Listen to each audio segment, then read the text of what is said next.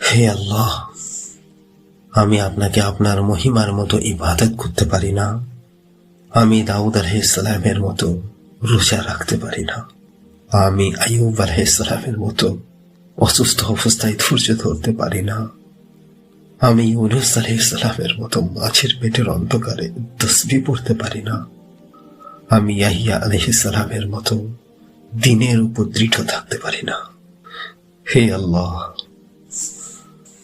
আমি ওদের মতোই ত্যাগ স্বীকার করতে পারি না। আপনি মুক্তিদানকারী, কিন্তু আমি তাদের মতোই। হে আল্লাহ, আমি আপনাকে ভালোবাসি। আমি ওদের মতোই আপনাকে ভালোবাসি। হয়তো আমি হোঁচট খেয়েছি,